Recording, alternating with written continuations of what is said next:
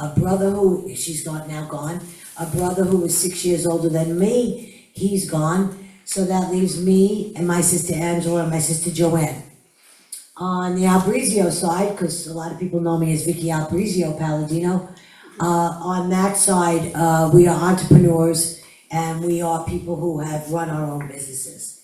On the Paladino side, they're more union, also though self-employed quite a bit. So I'm an independent, outside-the-box thinker. My mother gave me the strength to do and say what needs to be done and what needs to be said. She did it unknowingly, it was just her personality. I grew up in a very warm family, a very secure family, and I like to see that carry on, those traditions.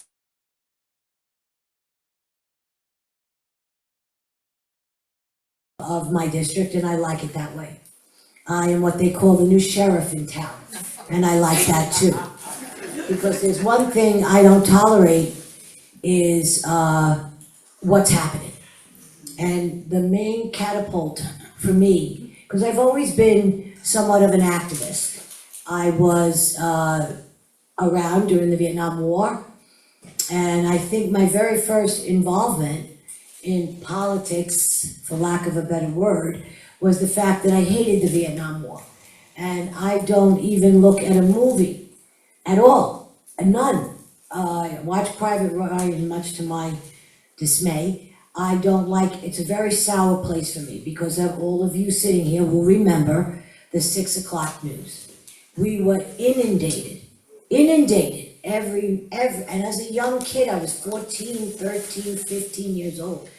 And, you know, the Napalm bombings and guys being, young boys, young guys, against it.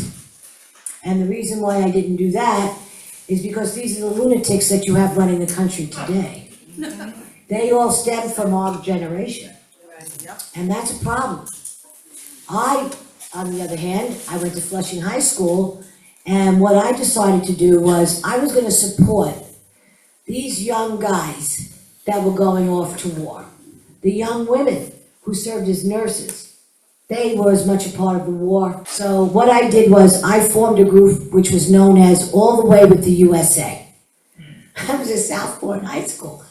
And what I did was we got a really big, a lot of us together. I made up flyers, marched down what is known as Flushing Main Street today. And we marched because I watched too many people cry at the loss of their sons. And that just broke me up because my husband now, I'm married 51 years, I remember sitting on the floor of my mother's house, the green shag carpet did away with the draft. So I waited with bated breath for December 27th, and his number came up 232. So I breathed a sigh of relief, and I just was scared to death of anything like this. It was hitting too close to home. And I figured these parents and our young men needed the support of this country. They came back to nothing, absolutely nothing. And they're suffering. I work very closely with veterans also.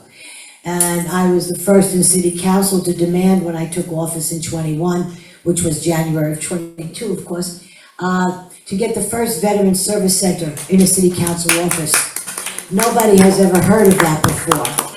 And I know that my unbeknownst to me, District 19 has got the largest population of veterans than any place else in New York City.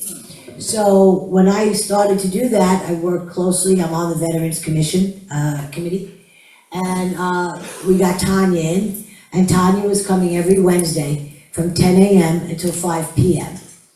And the line was going around the block. There were so many, they're all in their 70s and early 80s now, and some have passed away, of course. But a lot of them are Vietnam veterans. So I started off like that. But to get on with it. I won my race in 21. It was a hard-fought race. I ran against a veteran politician by the name of Tony Avella. He served as a council member and he served as a state senator. He was a creep and he was a liar. And what Tony forgot is that I know you, Tony, because you were my council member and you were my state senator. Of these politicians giving you nothing but lip, because that's all they do. They talk a good game, they talk what you want to hear, and then they just go and do whatever is opposite of what you want. Say I'm not a politician, I'm not a politician. I work for you, the people. You pay my salary, and my job is to keep my district and those who live in my district safe. Number one is safety. We have had let me just explain my district. My district runs the entire waterfront of the Long Island Sound. So College Point is as far west as I go. And if you go further than College Point, you're in the drink, because LaGuardia Airport is right next to that.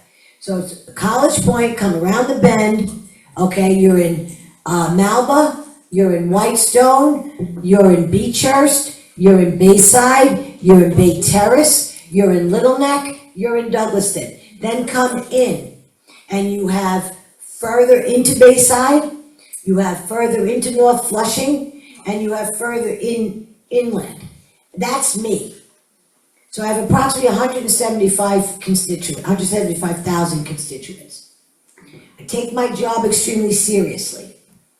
And when everything was going on with the migrant crisis, smoke shops, the legalizing of marijuana, which was just brilliant, the city is ever famous for putting a reaction to your actions. I serve in a city council that's made up of 51 council members. 51. Out of that 51, 18 of them are part of the largest caucus that we have in council, otherwise known as the progressives. These progressives are all inexperienced young people.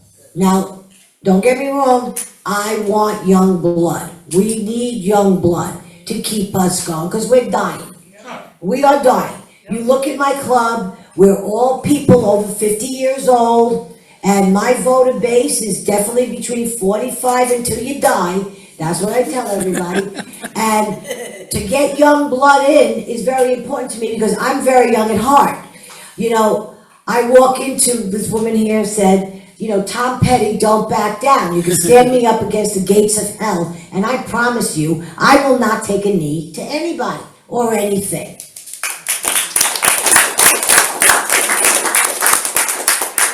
So in my first 2 years, because when I won in 21, 31 other members. So my first, because normally a city councilman's service is 4 years and then another 4-year term. So it's 8 years and then you term out.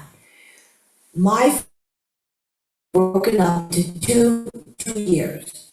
So I ran in 21, I had to hit the ground running and I planned it all through I plan everything. And I know exactly what I'm gonna go after. So I hit the ground running, and I had to tell everybody who I was. I'm lunatic. Absolutely not. Do I stand strong in my beliefs? I actually do, yes. And I don't back away.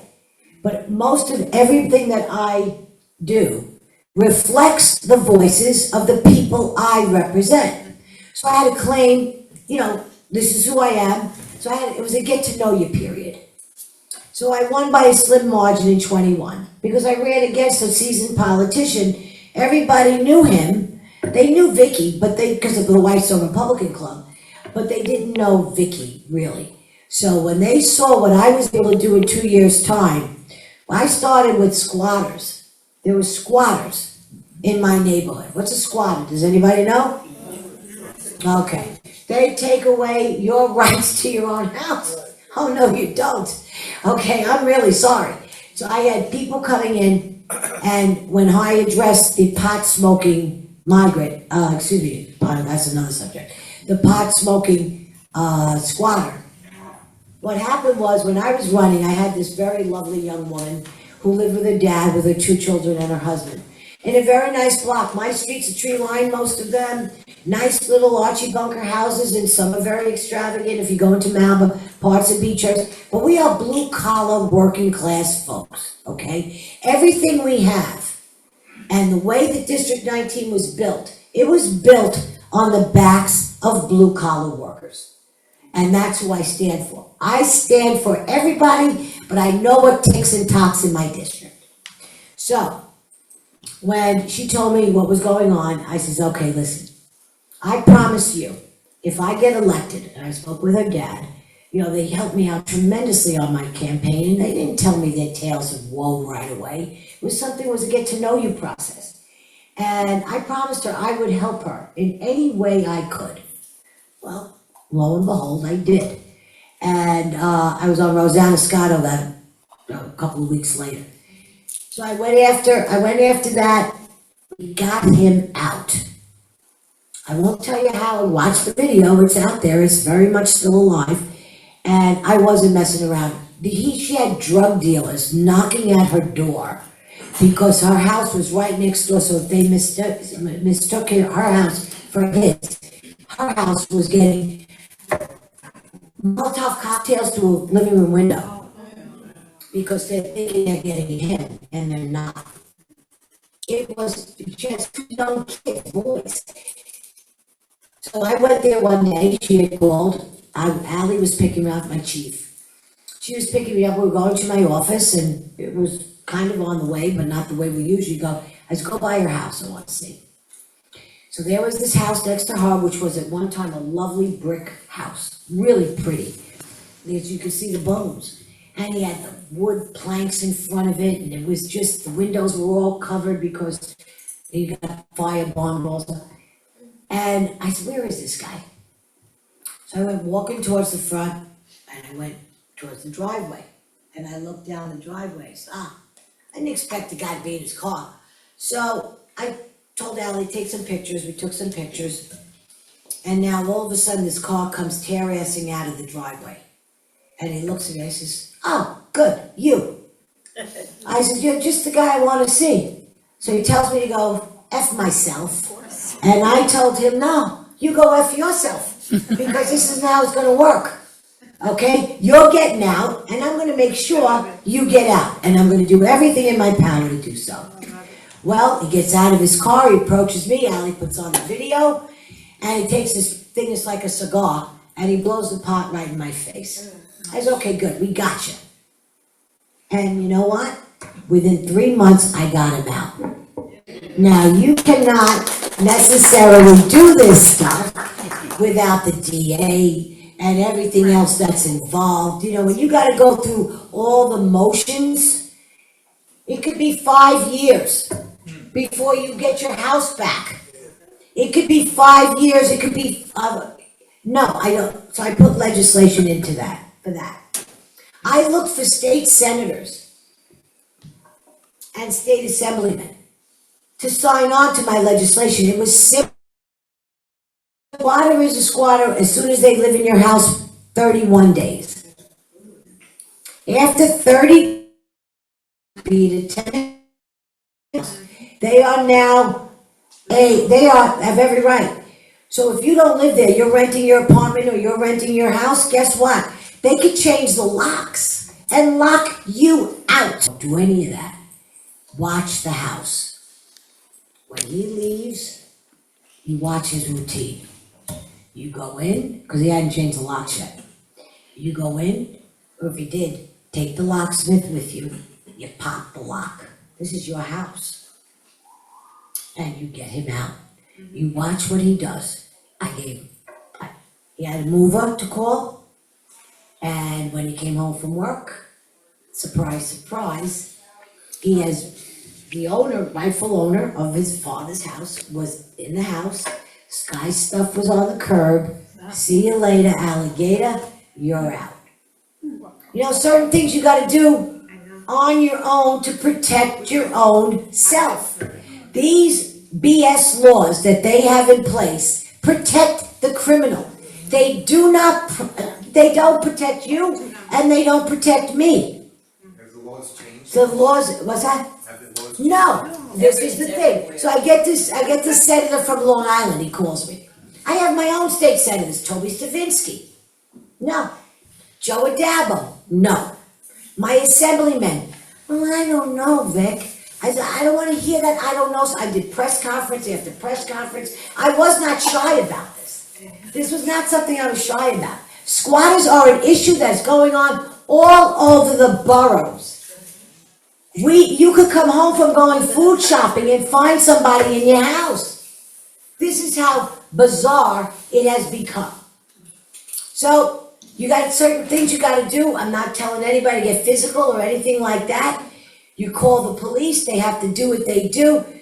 But getting back to legislation, I asked to change it from 30 days to 180 days, so that you as the owner at least have 6 months of a window. Whereas if they're in your home for 6 months, you have the legal right to get them out. The same way you have the right within that 30-day window. But you don't know that person. You don't know how long they're gonna stay, because you may have a great tenant. I have a 2-family home. I got news for you, if it goes empty, I'm not renting. I'm afraid of what I'm gonna get. You can't, you're not allowed to do background checks anymore. No, it's against the law. You're not allowed to ask a tenant for a criminal background check or any kind of background check. You're not allowed to ask if you're employed. When I rent, it's show me proof that you work, a letter of recommendation, a canceled check of your paychecks, most recent 3 paychecks, and then I call whoever the employee is, and employer is, and I find out, and that's how you get to rent that beautiful apartment that's above me in a Victorian house that was built in 1910. All right, this is not some flop house, not allowed. So I could not get. They changed the word from squatter, from tenant to squatter after a 30-day. That's what I got out of Albany. The city council wouldn't touch it. It's a state issue. Now, let's go a little bit further. The migrant crisis that we had. I was on Fox News, I was down at the hotel. I did everything I could possibly do with the migrants. I protected District 19 from getting any migrant shelters whatsoever. I take to the mic every chance I get. I sit at my desk and I do something very good. I talk to you, the people, directly. What is going on and what I'm doing about it. I host town halls. My own town halls. If we're having anything with infrastructure, which we had a tremendous $250 million job going on, that my predecessor let go cold. I got that done in 2 years. Why? Because I went down there, I sat them all down, I had them all call them in, DDC, DOT, DEP, sit down. I'm all about conversation and working it out. You see, I owned a business myself for 35 years. My sister Joanne is in business now for close to 30 years. I worked for her at the tail end of when my husband said it's shutting down. It was a landscaping business.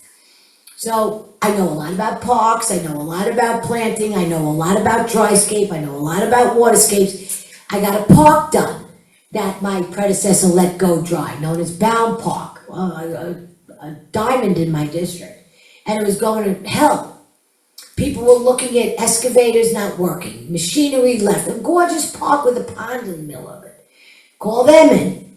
They were there in my office. I took the oath in December. I was in January. They were the first people in my office in February.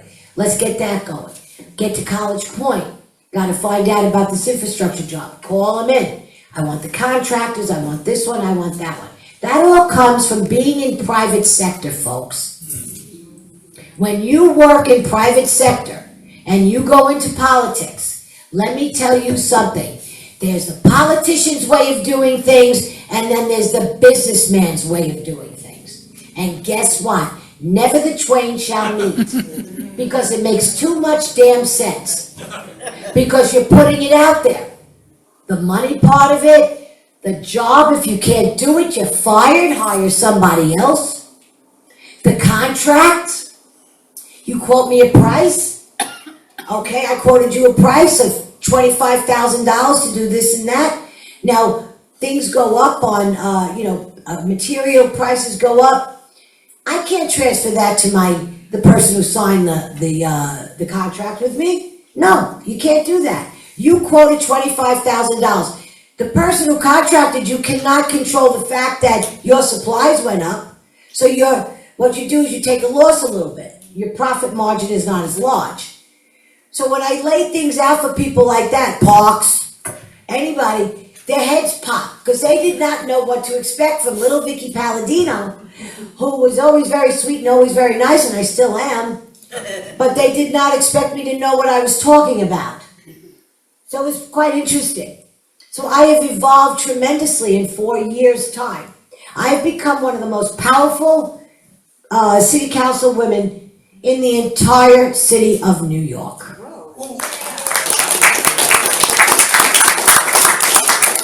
Who would ever think that Newsmax would want me on constantly? Fox News? Who would ever think they'd give a damn about what Vickie had to say? But they did, and I'll tell you why. Because it made sense. And people wanted to know, how do you do it? Well, it's really easy if you concentrate on what you got to get done. And you know, I have a great staff. My chief of staff is amazing. She's absolutely fabulous.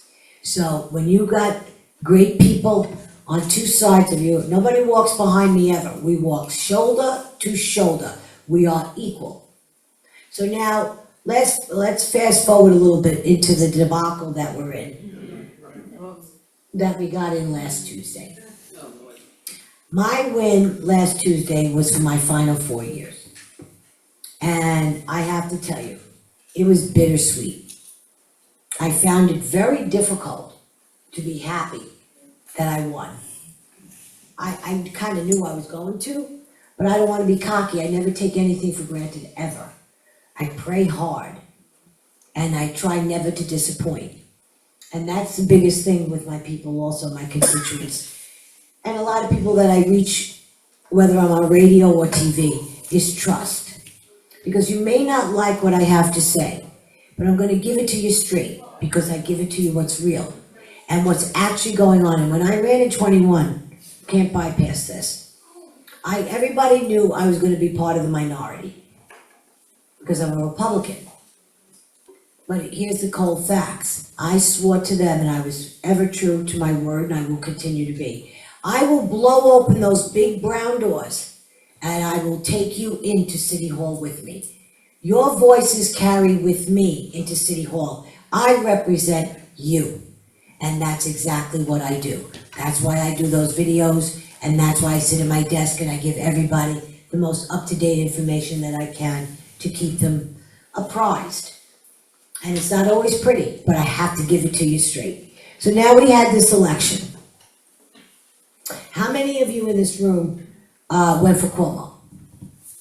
Oh my God, oh my God. Only one reason. Oh my You God. get my dummy out. wanted to win. Yeah, we don't want to lose. I hate Cuomo, but I voted for him. Exactly. I did it. Well, that was the thing.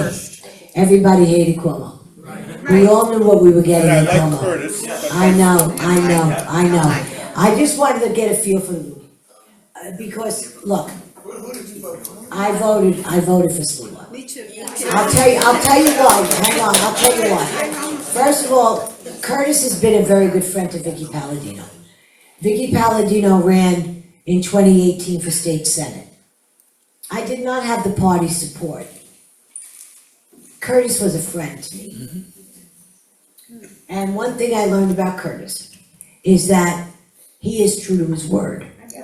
So it would be very hard for me to ever turn my back on him. I couldn't do it. And I do understand all of you, and I know why you voted for Cuomo. You had your best intentions at heart. I get it. And let me tell you something. District 19 in 21, he took it by 70 points. I called his team on Sunday, the last night of early voting. I said, James, we have a problem. Every polling, my two mainstays, there was 3 early voting places in District 19. I went to the 2 strongest places all the time. I said, James, I have to tell you, I'm going to deliver some bad news. Everybody who shook my hand said, Vic, voted for you. I had to vote for Cuomo. I said for every 10, there had to be 8 that said that. And for a district that he took by 70 points, it's pretty sad. So, also, that was Sunday. On Tuesday, I get a call from Cuomo's people. I had this guy in my phone, haven't spoken to him in a long time. His name is James also. And I have him in my phone as James, great guy. I open up my phone, I'm a boomer. So I opened up my phone, I wanted to see the info. Came to your office, you liked him a lot, you had conversation. From Jamaica, Queens. Okay, so I see James, great guy. I pick up the phone, I don't know he's on Cuomo's team, I have no idea. So I pick up the phone, I say, hey James, how are you? He said, I'm good, Vickie, how are you doing? I said, I'm doing well. I said, what's cooking? He said, no, what's cooking with you? I said, nothing. Why? How's everything going? I said, great, I can't complain, everything's going really well. So he says, well, I wanted to talk to you about Andrew Cuomo. I said, go ahead. What do you got to say? He says, well, I'm part of his team, and I'm sitting here with Melissa Del La Rosa. I said, you have me on speakerphone? He says, yeah, that's good. I says, well, what is it exactly that you'd like to know? He says, would you sway away from Sliwa to vote, and endorse Cuomo? I said, no, I will not. Why not?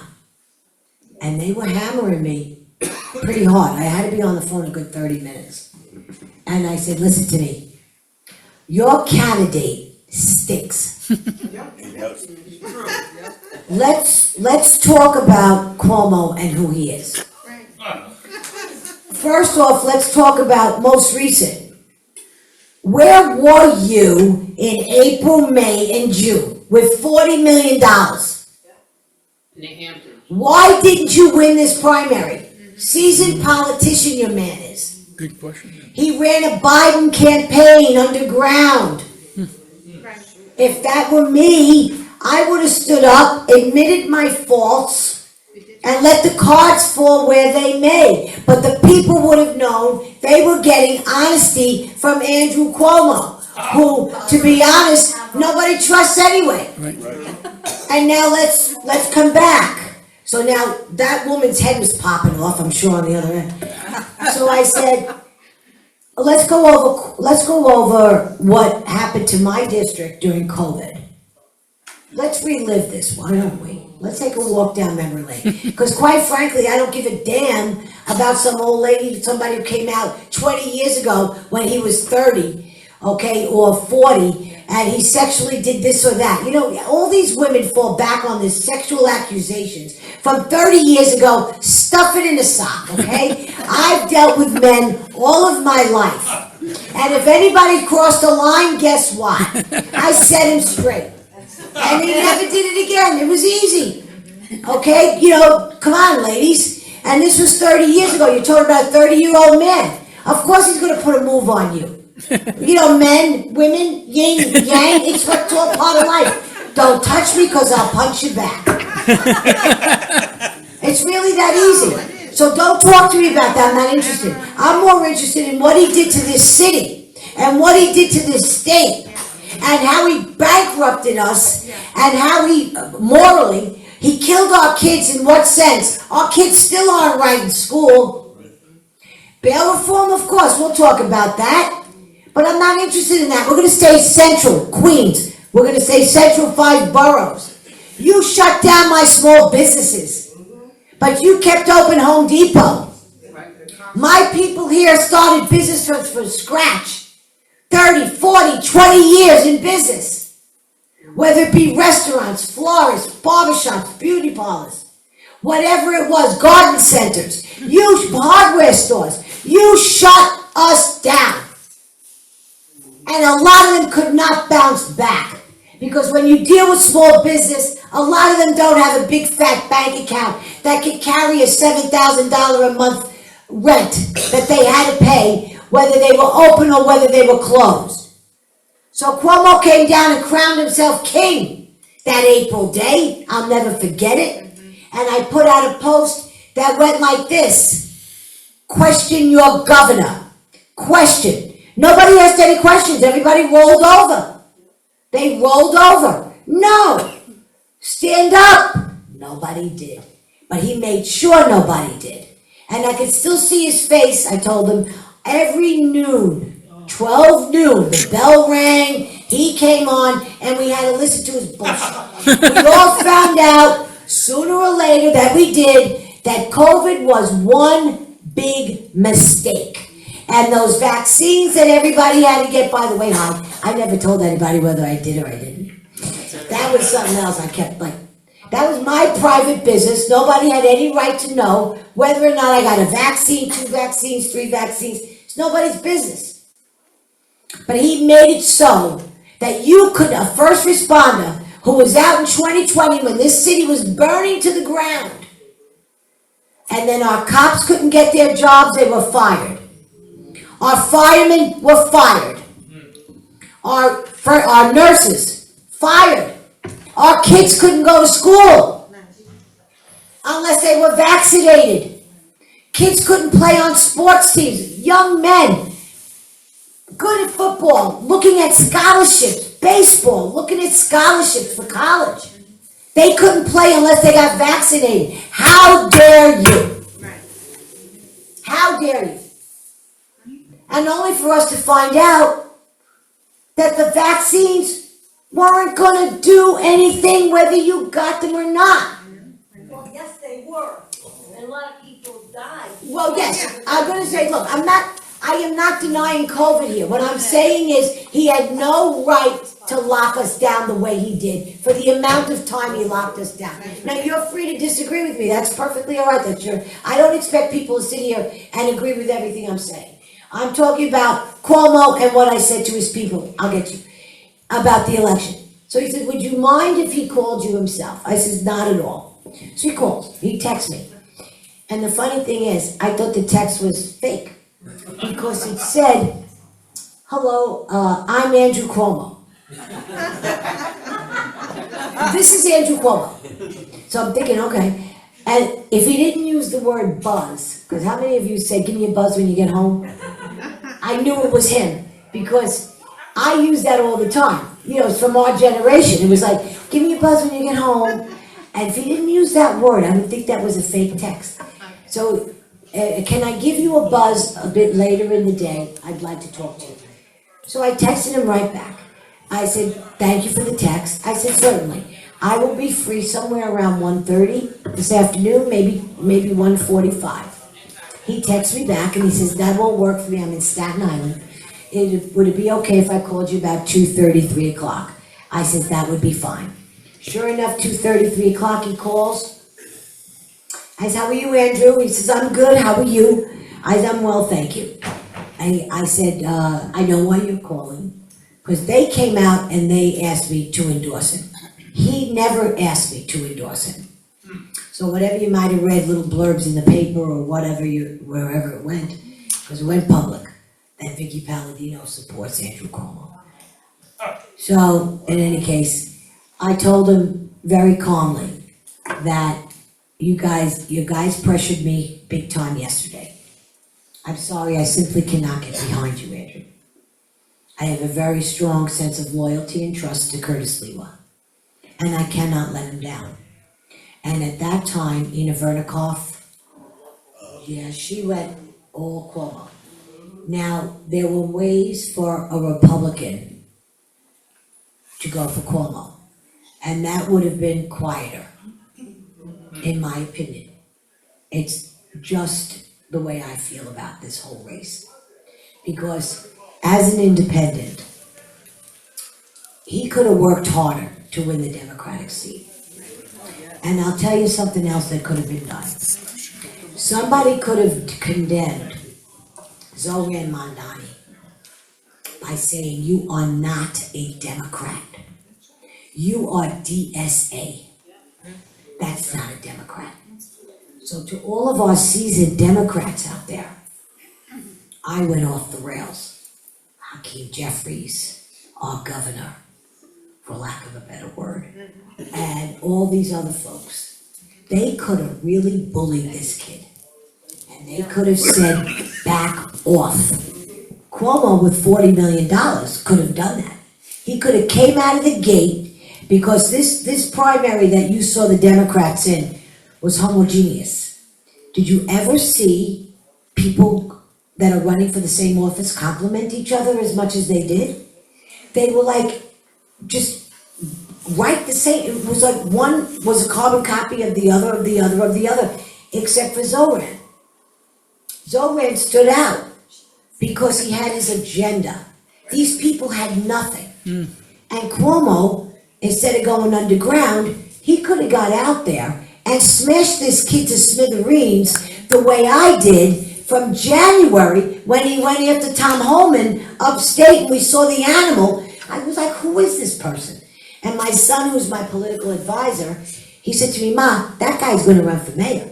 I said, get out of here, it's impossible. He's, Ma, I'm telling you. He only became a citizen 7 years ago. And he's an assemblyman now. I said, oh, come on, Thomas John, you gotta be kidding me. And he says, no. Now, what Cuomo could have done with $40 million, he could have taken 18 of it or 15 of it and blew this kid up right away. That's right. His father teaches Marxism, seasoned. Okay, he's a tenured professor at Columbia University. He helped organize this kid, his son, who his mother said in 2013, will never be an American ever. He is a citizen of the world. She's on tape saying that. And he shoved the Jewish student at Columbia. That's too. correct. And he burned the flag. Now we got the Palestinians and all these pro-Palestinians, of which 18 of my progressive city council members went to Columbia. They stood with that black and white stuff they wear. I don't even know what the hell it's called. All right, good. Whatever it's called. Yeah, it's a schmata. Exactly, it's a schmata. Okay? I'm half Jewish. So no joke. So I said, give me a break with this. Anyway, this is all stuff that Andrew could have done. And I told Andrew this very politely on the phone on Wednesday. What did he say? What did he say? Well, you know, and well, you know. No, well, you know doesn't cut it. That's crickets to me. You couldn't, it was like nailing Jello to a wall. He had no spine. So this Cuomo that we knew as our governor is not the same Cuomo I had on the phone. It was weird. It was like, I expected a more ballsy, gutsy sort of guy. No, not at all. So anyway, that's what we could have started with him. To Curtis's fault, and I've told him many times, concentrate on Mondani. Forget Cuomo. He's not in the picture. Go after this young kid. His inexperience, his anti-Semitic,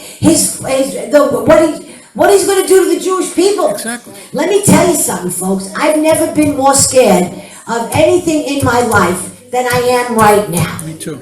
I have woken up every single day with a damn headache. I start my day with 2 Advils after I take my vitamins. I'm not kidding. I have my cup of coffee and I take 2 Advils because the pounding and the sensation in my head of not knowing what to expect is damn scary. Linda Sassour. And she's gonna rule the roost. Yeah. This woman is gonna rule the roost. You watch what happens. So now, I get a hold of my borough president, Donovan Richards, and I am very good friends with Donovan Richards. And he was one of the first people that came out and supported Zoran. So he was waiting for the Vickie Paladino call saying, what are you out of your mind? What are you doing? What are you thinking? I never gave him the call. So I called him right before Election Day. And I said to him, you know, I just want to know I voted for you, because he's a Democrat. And when we have to work locally, we work very well together. We will be on opposite points on just about everything, but when it comes to local issues, I'm a local politician. You've got to make friends. You don't make enemies, you make friends because you need to get work done. You need to do what's best for your district and your borough, whatever it is. So he says, I was waiting. He says, you really voted for me? I said, yeah, what do you think I'm like you? I said, I voted for somebody who I know I could trust, and that trust lied with you.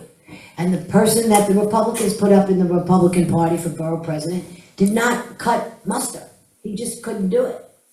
So I voted for you. I have 4 more years to go, I hope, and I'm looking forward to working with you. I said, but I gotta ask you now. He goes, oh, here it comes. I said, oh yeah. What are we gonna do if this guy Zoran wins, Donovan? Let's get real here. And here's out of the mouth of Donovan Richards, and I quote, Vickie, this kid is gonna burn out after 6 months. He bit off more than he could chew. He's very young, he has no idea what he's doing. And he is not gonna be able to be left enough for the DSA. His opinion. Well, Donovan, I wish I could be as sure as you. Because I could already see the way in which he's moving about. He's a liar. He wore 2 faces. And for anybody who believed that face that you saw after the June primary and through the summer, and especially in September and October, how foolish. Because the kid you saw on those videos and the kid you saw in January and February is what we were getting as mayor. How anybody could fall for the fact that he's gonna keep Jessica Tisch as police commissioner. I speak to Jessica. I was asked to go on TV last night. I refused to go on TV because I have yet to have a conversation since the election. She congratulated me. Her chief of staff is fantastic. She's a wonderful person. She is. Wonderful person. I've gone to dinner with her many times, but I would not go on TV because they wanted me to talk about her. I don't know what she's going to do. So I cannot speak to what I do not know. So it was Daniel Harris Jr. David Harris or Daniel? David. David Harris. So he gets a very good, he's out there. And I know I would be seen by a lot of people. And I didn't want anything getting back to Jessica that Vickie went on TV and Vickie said this and Vickie said that. No. Not until I speak to her. So I don't know if Jessica Tisch will stay. She's Jewish. I don't think she will be able to take the abuse that he's going to give our police. He's gonna set something up called the Community Safety Board. To oversee the police. That is correct, separate from our cops. Who's gonna sit on that board, I wonder? People who think like him. Who is gonna deem hate speech? Them? Right. Because guess what? They're taking me off with handcuffs. This is what you need to be afraid of. Who's paying attention to what's going on in England right now? Oh, Yes. yeah. Pay very close attention, folks. Pay very close We're attention. gonna become London. Here's what's gonna happen. Trump is gonna get involved. Definitely. Now, as much as I don't believe in tanks in the street, and I don't believe in feds coming into New York and being on our city streets, I don't believe it. However, in this case, bring it on. Because we will be held hostage. Anybody who thinks differently than they do, they're gonna be brutal. And I am looking at a city council that now gained 4 more progressives in this last election. So they will be 22 out of 51. We have a new speaker that's going to take Adrian Adams' place, which normally I would be jumping for joy, because I want Julie Menon. That's good. And I don't know if he's gonna put in a white American Jew to be speaker. Now, he has no right there. But here's where this is the crust of it. He will dictate to Crystal Hudson. He will dictate to Amanda Farias. You are going to be speaker. And magically, they will become speaker. You know how many Republicans there are in the city council? 6. 5. We lost one. We lost Christy Mamarado in the Bronx. Oh, yeah. She took first Republican since 1983. She, like me, because she came in 23, so she only had a 2-year term. They were gunning for this girl. And then won. And she lost. So we're only down to 5. Bob Holden, who was a Republican / Democrat, common sense guy, key player, founder of our Common Sense Caucus, is now term limited out. Phil Wong took his place, Democrat. Don't know what to expect, but because he knows Bob, I'm hoping that he is an active member in our Common Sense Caucus. Susan Zwang, Democrat, Brooklyn, will not be part of the Common Sense Caucus any longer because she doesn't like our stance on immigration. So, I'm all about ICE. ICE needs to come in here and do their job. I'd like to see the feds take over Rikers Island and not close it, so that we have a place to put people who need to go somewhere. This is all, look, they're talking about spending hundreds of millions of dollars to put neighborhood jails in. They've already started to build the one on Queens Boulevard by me, and they've got one going in Chinatown. And for the hundreds of millions of dollars that you're paying, Rikers Island is made up of either 7 or 11 buildings, I'm not quite sure. And they could take hundreds of millions of dollars and refurbish Rikers Island. It's on an island for a reason. And back in the day when Bernie Kerik ran it, there were 22,000 inmates on Rikers Island. Now we're down to 6,770. All we have in there is the worst of the worst. Because you got the guy who set the woman on fire, remember, on the subways? Right. Likes to him. So my correction officers, and I call them mine, because I go to bat for them any chance I can. They would never put Vickie Paladino on the Criminal Justice Committee or on the Public Safety Committee. No, that is run by Yusuf Salam. And what's his name? Okay. Yusuf is his first name, right? Yeah. I mean, this is how they make me so sick. So I make sure I go to every public safety hearing, even though I'm not on the committee, which means I can't vote.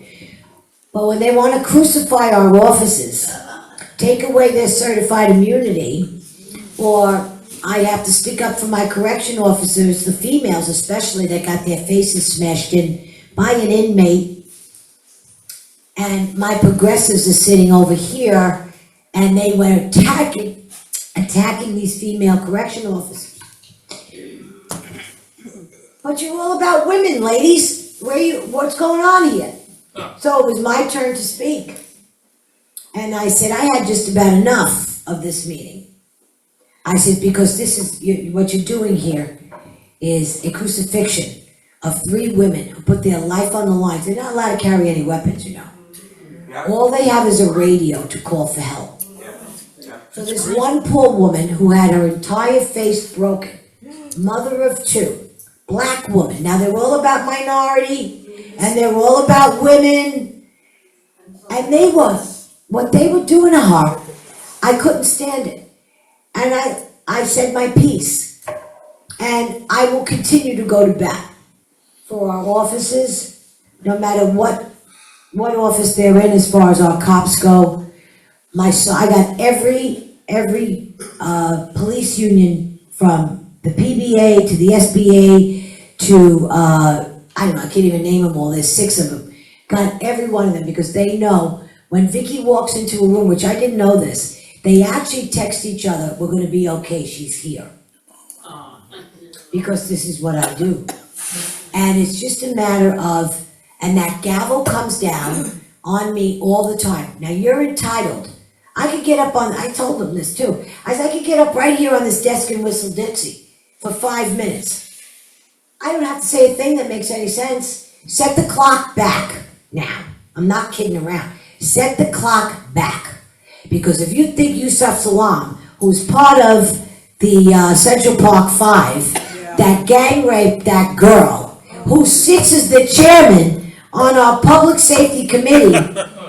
Yes, that's right. This is the reality. This is what you're dealing with. Okay, criminal justice, you got another beaut sitting as chairperson of that committee. So I do what I need to do. I stick up for, I did it with the migrant crisis. They're talking about the Africans. They wanted us to learn. There's over 600 dialects taught in the country of Africa, the continent of Africa. It's divided up, much like the United States is. For everyone has got their own dialect. They were blaming us, the city of New York, and you can look this video up too, for not learning about their languages, because they want to be while they're here illegally. They want us to know how to learn English. Yeah, remember those days?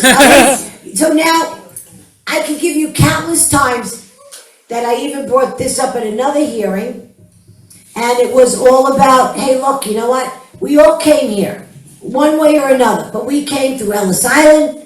If you had so much as a sore throat that they couldn't take care of, you had to go back. And I know that firsthand because my girlfriend's aunt had to go back to Italy, leave her sisters and her brothers here on Ellis Island because they could not cure her sore throat. And then she came, of course, later, and she was able to get here. But the point is, we built this country. We built New York. We didn't come here looking for a free hand or a handout. And for us to go into debt, $7.4 billion, right out of the gate, that after they were here for 2 years, $16 billion. And they still want it for free. And this is what we're battling now. The budget. This city passed a budget of $116 billion. They wanted to know why I wasn't raising my hand to toast the budget. On June 30th, every June 30th, the place is packed. Vic, hey, popping champagne. Where's your glass? I said, what am I supposed to toast to? So they said, the budget, we did it. I thought we didn't do anything. What we did was we took a $116 billion budget and we just put it down. Picture this, because I always use what you can see. Picture a giant bucket with a hole in it and just pour it. And that's where your money went. We didn't fix a single problem here, I said.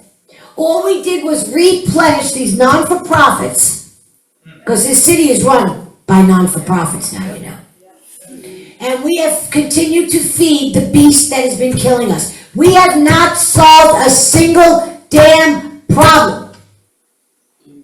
You show me something that we helped, really helped, or something that we fixed, and I'll raise my glass. I will not raise my glass.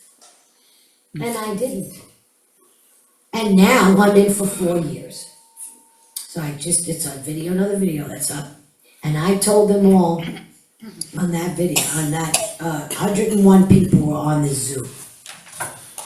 And I said, well, whatever they were talking about, I said, let me make myself very clear.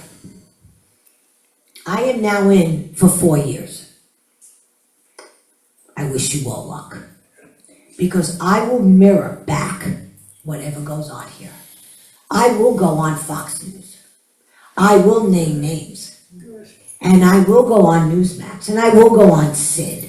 And I will go on every Wednesday morning at about 8:05 I'm on WOR. And I will name names. Because I'm not taking anybody. This is not going to happen. And we got a new so-called mayor coming in. I plan to be the worst nightmare. Now look, I don't want to fight with you guys. Because they were all about the feds coming in. I said, if this guy steps out of line, let Trump do whatever he needs to do. That is not what you people want to hear, I told them, but this is what I am telling you. And whatever direct lines I have will be used. That's it. No more. No more. Because somebody's got to be able to stand up to this guy who's coming in. And I did it back in the day with de Blasio. And that's what really started this whole thing. Because I was the person who back in July 27th of 2017, this is how I got my start. He was in my neighborhood. And my husband says, ooh, look, Vic, there's the mayor. Poor guy. I just came back from manicure pedicure. I said, it was hot as hell. I said, pull the car over. He said, what are you gonna do? I said, just pull the car over. He's, Vic, I don't have bail money. I said, relax, I'll put it over. So as the car was gliding to the curb, I'm already got one foot out. I never saw de Blasio up close. He's a very tall, thin man. And behind him was my assemblyman, who's still an assemblyman, Ed Bornstein, good friend now. And all the B and C reporters were there. And he was talking about trimming trees and concrete and $18 million and blah, blah, blah. And everybody's eating it up. Good. So I raised my hand. Everybody was done. I said, excuse me, Your Honor. Yes. I said, you didn't take a question from a concerned citizen. So he says, well, what is it? I said, I want to know why you went to Hamburg, Germany and protested against this country and stood with the anarchists and the communists as Hamburg was burning down. I don't want to hear about your $18 million for my district. We've got plenty of landscapers that could trim trees, plenty of concrete. Put that $18 million, now he's running. Put that $18 million in your cops' pockets because they gotta work 2 jobs to put bread and milk on their table. Whoa, this guy took all, I got I don't even know. It was crazy. It was like, and I'm like, no, I'm not done. You also missed the commencement exercise, first mayor, to miss the first commencement exercise, and back in those days, you had 2,800 people graduating the police academies. And now we're down to 320, if we're lucky. But off he went. I said, that's right. Now, mind you, the block was closed off, the 109th precinct was there, not one police officer took my arm and said, madam, please, calm down. Take it easy. No, they were like, go. And sure enough, he thought he was going this way, he went that way, and he said, get this woman away from me. And off he went. I said, and by the way, the people that are driving you around, they can't stand you either. Well, unbeknownst to me, I used to use a flip phone. My son, who lived in the city, Thomas John, said, I'm getting you a real phone. Well, he didn't get me just a phone, he got my husband a phone. We only had it, I mean, they were not big. And Tommy recorded the whole thing. That July day, we go home and go in the back door. Thomas John comes out. I said, what the hell are you doing here? Why aren't you? He said, it's hot. I thought I'd go in the pool. I said, okay. And his father says to him, oh, your mother got into a row with the mayor. He says, the mayor? Ma. Oh. He says, I recorded it. My son, for all the tea in China, would never think in a gazillion years his father could actually record, let alone use the phone. Okay, then we're just getting the hang of all this, texting stuff. And he said, give it to me. So he said, no, really, I got it. Okay. Thomas John sees, wow, you sent it her and everything. She's right, dead center, you did a good job. He put it up. It went viral. In like, I don't know, an hour, 2 hours. Maliatakis called my house, Bodito called my house. Close to 500. I saved one message. If ever there was an angel, it certainly is you. From a mother of a slain police officer. And I knew then, I gotta do something. And that year, 2018, I met Robert Hornack in 2017, he's with me tonight. And that year, 2018, I decided to run for state senate. And that's my story. So if there's any questions you have for me,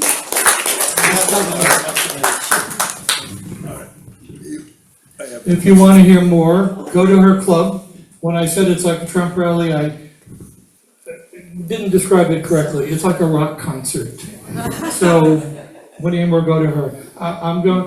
Questions have to be very short. We have to leave it here at 8:40. oh, I didn't know that, I really No, it's okay. No, we got time. Very short I thought you questions. just go on and on and on. No, if we stay longer, we have to pay Yeah, that's just. extra rent, and we don't get even 1/10 every month what this costs for every Make your meeting. question short, please. Yeah, I'm actually gonna ask the first question, which I will try to make short.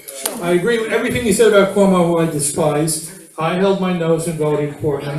My question is about Curtis. I was at your meeting, I went to him, I contributed the maximum allowable you can contribute, which was 2,100, in order, for him to qualify for matching funds.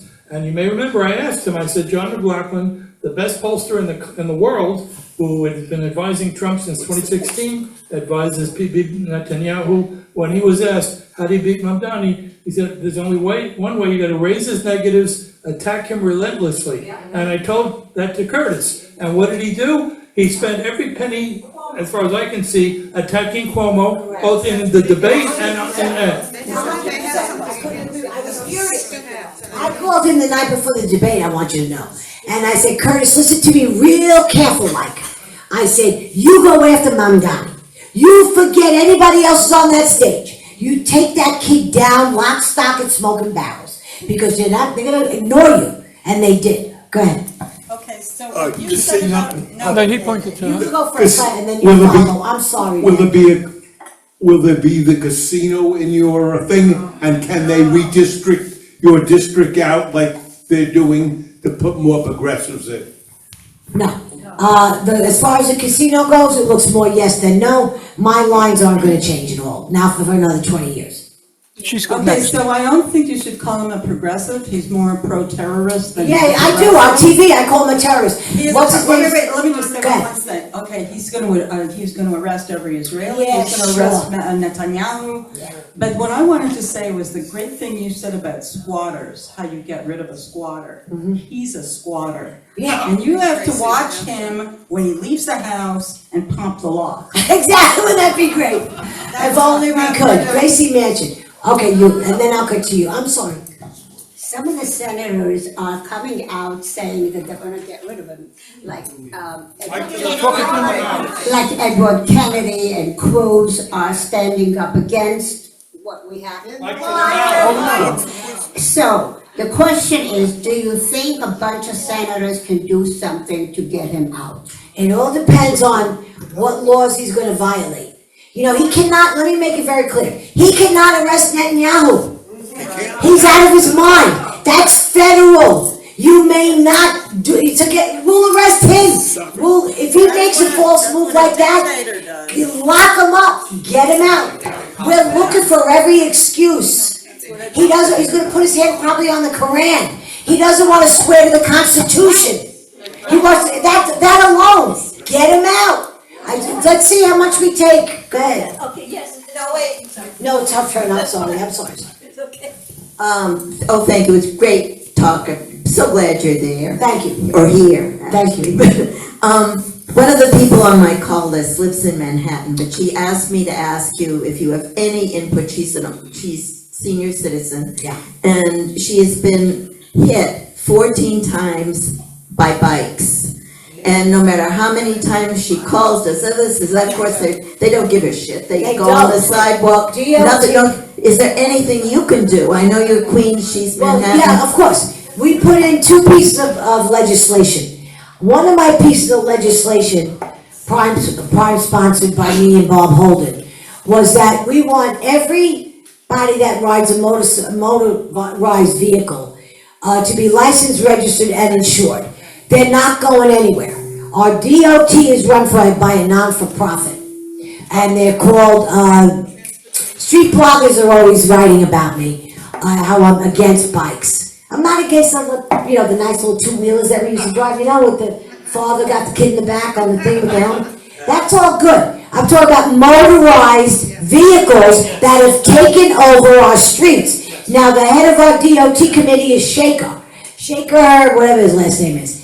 Let me tell you something, he won't even put our bill into committee. We've got more than enough bipartisan people.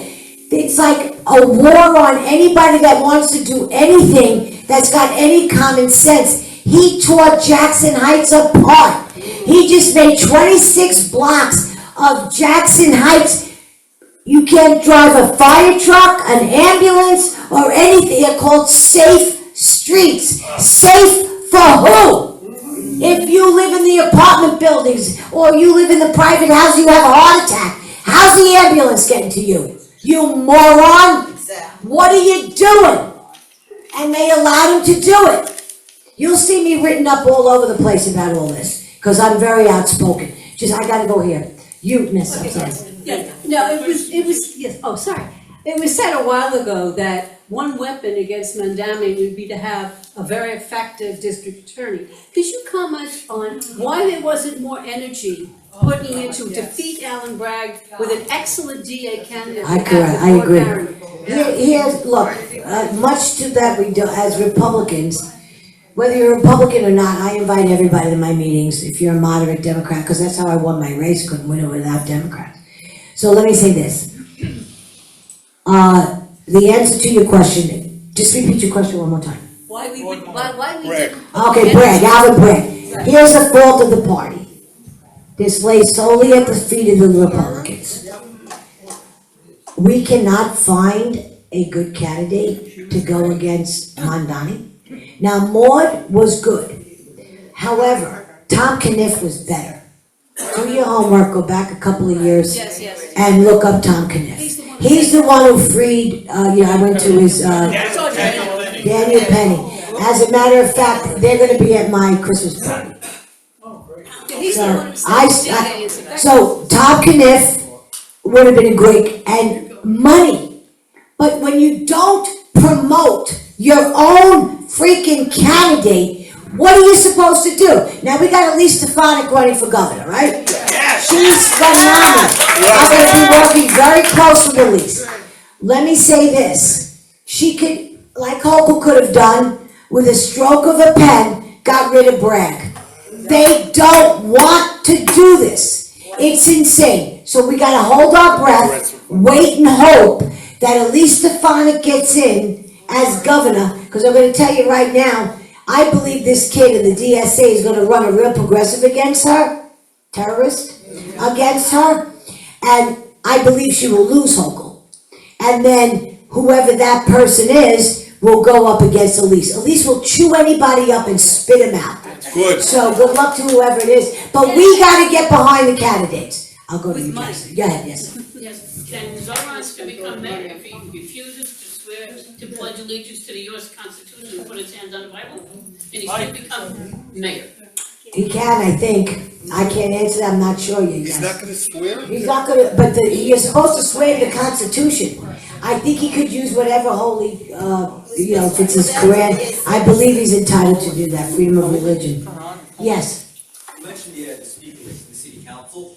What can we do to help get Julie elected speaker, or at least prevent Crystal Hudson? Great Should I be question. emailing, calling my councilwoman Gail Brewer? She's my neighbor, so can I stop her on the street and tell her, what can we do? Well, you could ask Gail, if you have open communication with Gail. Ask Gail point blank, Gail, who are you supporting for speaker? And if she says anybody other than Julie Menon, you ask her why. I don't know how large your social media following is, but I want to put an editorial into the Post, another editorial, about this speaker's race. You've got to put Julie's name out there. You've got to campaign for Julie to be speaker. She will be our only firewall, you know. Every one of us should call our respective. Yes, call your council member, find out what their thoughts are on the race for speaker. They're gonna lie or tell you they don't know just yet. Vickie, we're friends for many years, so I have two questions. I'll be brief. What is the situation with regard to Hillcrest High School? Is any new happening? Hillcrest High School? What you did, I like what you did Right. there. Yeah, I stood outside there, did a press conference. Hillcrest High School is under new management, a principal that supposedly has it under control. You know, the mayor's reaction to this, I liked Mayor Adams. We had a very good relationship, and I got a very good relationship with that side of City Hall. But I told Eric straight point blank you can't keep blowing in the breeze like a windsocket, nobody's gonna support you, and that was his weakest point. As far as Hillcrest, there's no talk of anything, I don't know, I believe it's fine, because I think if anything was going on, we would be aware of it. So as of now, I think it's status quo, Mark. The second question is, in 2029, we consider running for mayor. I know it's a long way off, but. Me? Yes, you, as I'll a be candidate. 90 years old, no. I'll be You're 75 then. You're I a don't great know, Mark, candidate. I don't go that far ahead. I'm sorry, One thing but I you're a learned great candidate. from my mother was, you know, when we wanted to plan that year 2000 trip to Walt Disney, and she said, it's still 4 years away, I can't plan that far away, and she died in 1997. So I don't believe in making plans that far in advance. Sid's gonna run. Sid will be a disaster, Sid. And I love Sid. I like him. I love him too, but he's not a politician and he doesn't know enough. I listen to him on the radio and it's like, Sid, and I'm texting him sometimes while he's talking. And I'm telling him, you're wrong, don't go down that way, turn around, go the other way. Yeah, he is. He's too narcissistic. I love your passion, and you talk from your heart, and you seem like a very righteous and principled person. Yes. And I hope people appreciate Thank you. your service. as Thank a- you for saying so, they do. I went twice in a landslide, so yes, I think it's One okay. thing that I found very disturbing was Curtis Lewa was the only Republican candidate, and yet I didn't feel like he got any backing, even from the very beginning, from President Trump, from the Republican elites, the powerful, the rich Republican elites. My question is, how do you explain this? Is there a history between Curtis Lewa and President Trump? I'm gonna tell you, Curtis Lewa, honestly, his campaign was not run properly. Right. You know, you're only as good as your campaign. And when I won, last Tuesday night, 2 Tuesday nights ago, when I won, I really had to give kudos to my team. Because I stick with the same people. I made very little changes. And they're people I could trust and people who know how to run a campaign. And honestly, Curtis had more money than he's ever had. And he blew it up. So it was very disturbing watching it happen. He just would not listen to good advice. Janice, please. Janice, it's your turn. How are you, Janice? I'm well, thank you. Good to see you. I'm happy to see you. Thank you. I don't have I did have a question, but I gotta get home because my husband is Right, yes. not eating. Right. I wanna thank you for what you said about the Vietnam veterans. I don't know if I ever told you that Bill was a Vietnam You know, I veteran. took notice I had a cap on one time. It said- Oh, that's on right, one of the yes, pictures, yeah. okay. Anyway, I wanted to thank you for Of that. course. And he also blames all the people, From his generation, our generation. the 60s That's generation. exactly right. We blew everything up. The same people that are now teaching at Columbia. That's correct. 100%. 150% you are correct. But Yes. thank you, thank you. You're very welcome. Yes, ma'am, you had your hand up earlier too.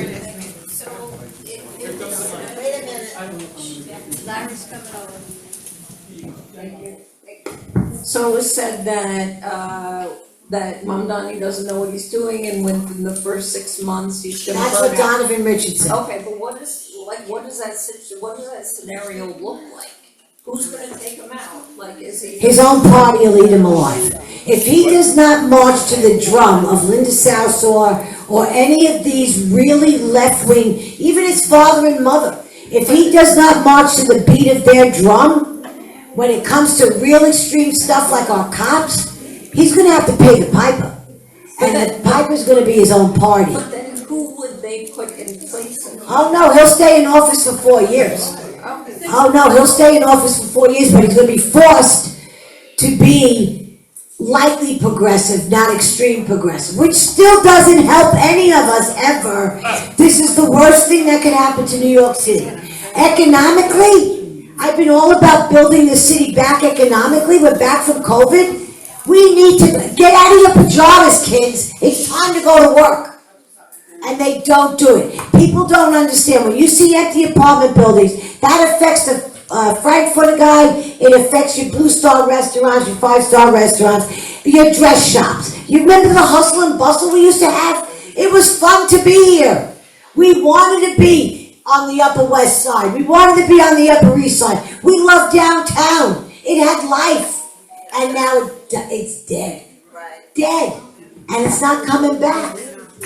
Inert. One thing I'm very, and a lot of other Republicans are very upset with the Republican Party about, is that they do not tell the public. They should be running commercials. That's right. Before the election about the ballot proposals. Yeah. How they are taking We away lost our all future. 6. All of them. Let me tell you, number 6, does anybody know what number 6 stands for? What number 6 was about? Does anybody know? Yes. Number 6 was that we will never see a Republican elected to office probably ever again. Because it'll be the same time as the national election and the candidate. That's correct. We will be, like, I looked forward to that odd year run. Because that odd year run does not include a presidential race. Because if you don't like the top of the ticket, that's gonna trickle down to the bottom of the ticket. And the bottom of the ticket is the more local politicians. So they're putting us in every even year with the presidents. So they need to, and maybe you can speak up. I did. I had them on Zoom. Me and the 5 other Republicans, and they almost lost their, you know what. When I said to them, that's what I'm talking about. When I said to them, what are you going to do? I did this with Prop 1 also. Because Prop 1, in simple plain English, means you don't want your granddaughter in a bathroom or a boy coming into your daughter's or granddaughter's bathroom. You don't want them in the locker room. It's just because he feels like identifying as a woman that day. You realize they can change their identity day to day now? So if they choose to identify as a girl and they decide to go into the locker room and they're physically still a man, that's what Prop 1 was about. So keep it real simple. So I went to the state with that, and most recently these props. I said, what are you guys going to do up there? I want to know. Are you going to put money into this? Are we going to get mailers? I went to city government too. The city was supposed to put out, the 4x8 mailers like we do as candidates to educate people on what the 6 props were. So I did in my district, but I'm only 175,000 people. I think 52,000 showed up. This is the largest race we ever had because of him. But I put out papers in simple 4th grade English. I believe in 4th grade English because there's no mistaking simple language. We took Prop 1, we took Prop 2. But what we did with Prop 2, 3, and 4 was we put them in a red box, so that people would thoroughly understand what it means to our zoning. That's another thing you gotta think about here. You're in a historic place. We got Chelsea. This doesn't just. Shelter now in anywhere. We got a lot of trouble. Less utilized. We got a lot of trouble coming down the pike. Yes, ma'am. I am Emily Miller. I'm very invigorated by what you've talked to everyone. And back in 2002, after 9/11 bombing, I actually reached out to Queens, Flushing, Glendale. I probably think you still remember at that time Senator Matisse was in Glendale area. And we had a lot of work together to recover the damage caused by terrorists. So I'm sure, I'm a long-term of Manhattan resident, and I'm sure that we could do a lot of things together, even though you're far there, and I always reach out there. And about recovering the damage caused by COVID. Anyway, long story short, my point is, when you're talking about the motorized vehicles, about how do you plan on reach out to all of those to find out whether they are licensed, insured, and also how you going They gotta to pass legislation. mitigate any of their violations. Thank you. Well, first of all, they don't get violations because they're not licensed, registered, or insured. So that's the first thing. Second thing I introduced was legislation. I co-sponsored 2 bills about that. And it's not just, the guys that go willy-nilly. We gotta go after our delis and our restaurants. And they gotta make sure their drivers who get on these things and deliver your food to home, I use takeout all the time, they gotta be licensed, registered, and insured, because technically they should be 1099 by the business that they're serving as an independent contractor. And they should not be allowed to deliver anybody's food unless they are licensed, registered, and insured. But these rogues that we've got taking over our streets, right now there's no control over them whatsoever. Other than introducing legislation and getting the committee chair to hear it, there's not much more we can do. Illegal immigrants. A lot of They them are, threaten, they 100%. threaten me when I open my mouth. What's that? What's the fate of Brand Landers? Oh, Brad's an idiot. Brad will do us all a favor, he just goes away somewhere. See, Mondani, what Zoran did was, he promised all these visions of grandeur to his fellow Democrats who were in the primary with him. They were all gonna end up nowhere, because he had no interest in any of them anyway. This young lady was waiting for a while. Well, last question. Last question. Good evening. Good evening. I'm Jolinda Ruth Cogan, a real estate broker. My husband, Michael Cogan, we're members of this club. We're out of Harlem. Okay. How are you? And I'm blessed and highly favored, refuse to be denied in Jesus' name. I know I'm gonna say to God, but I supported Curtis. I prayed for Curtis. Me too. Okay, so I don't give up on my prayer. The fat lady didn't sing yet. Okay, because he has to be sworn in. And I didn't make the mistake I did with President Trump. Please get him elected, because we know the election was stolen. I said, please get him, don't have Madame in. So there's a possibility. But my question is, how can we help you? Because I live in Youssef's area, and yes, I go to his office, and yes, he must talk to me because I'm a former Republican Good for district you. leader and my community advocate. Good. Okay, we call us the Cogan's Power Couple. So what would you have us do to support, and what is the line that we can get from you? The text, the person we need to talk to. I brought a plan on how to bring New York City back with me. I will give you that tonight. What would you have us do? That's my question. As a club? As Republicans, To get Curtis into power, it's done. He listen, guys, he barely broke 8%. Let's talk about helping you. Oh, thank you, that's very nice of you. To help me, well, I would say get to my office and make sure you get my newsletter. Call my office if anybody has a pen, or I'll give it to Hi can put it out. It's, my phone number is 718-619-8611. That's my government office.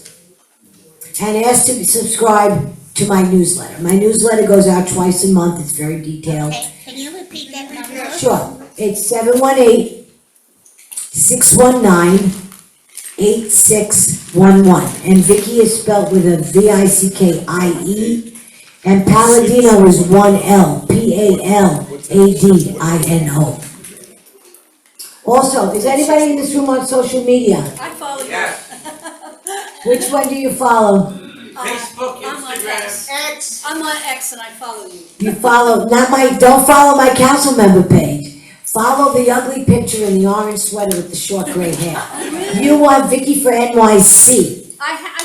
That's the one where I'm really brazen on. You gotta mind your manners on your council member page. No, you've sent me back stuff. I think it's Vickie Paladino, and maybe it is NYC. NYC. Something like that. Yeah, Vickie for NYC is my page where I get down in the nitty gritty. That's okay, sure. 718-619-8611. 1111. Vickie, will you be speaking at the Metropolitan Republican Club on the east side? Yeah. If I where get am. invited, I need I'll to get be you invited. invited, I'll get you invited. Now, if anybody's interested, my club is having a holiday party. I know it's quite a distance for you. It's at Leonard's of Great Neck, which is like, it's a beautiful place. They do a beautiful job. It's a full cocktail hour. It's a 3-course dinner. It is dessert and coffee. It's great speakers. I have, what's the woman's name, Robert, from Newsmax? Chrysler? Caskadova, like a Caskadova. No. No? She does the morning show with John Barnett. That's who's one of my speakers, along with Tom Kniff. I have, who else do I have? I have 4 speakers. Anyway, a great lineup. Tom Kniff will be there, of course. And what is it? Oh, Jackie Turbanoff. She ran for Chris Marte's seat back in 21. She's very smart. If you're not distracted by anything else, she's got a good brain in her head, that one. So anyway, I've got some really great speakers. It is Wednesday night, December 10th. My club meets the second Wednesday of every month. We've never missed a meeting. Even when he locked us down, I had to stop the meeting. Only 2 months I missed was April and May of 2020. In June of 2020, I looked at my husband and I said, guess what? We're gonna have a Whitestone Republican Club meeting in the backyard. And my backyard is quite large. I asked everybody to just bring a chair to sit on. And I had 200 people in my backyard. And we hosted June, July, August, September, October, and November. We went back inside and Trump had lost that race. That was 2020. So it's a good time. It's, like I said, second Wednesday of every month. We've never missed. And we meet at the American Legion Hall in Whitestone. Again, just subscribe to my newsletter, call my office, and we will make arrangements to just get you the information that you need. Thank you. Thank you. Well, the next meeting is Thank my you. December Thank 10th, and that will be our holiday party. And then we resume regular meetings in January. So, again, Those who want to socialize, as I said, restaurant, 83rd in Amsterdam, Fred's. And let's all thank Vickie for a great presentation.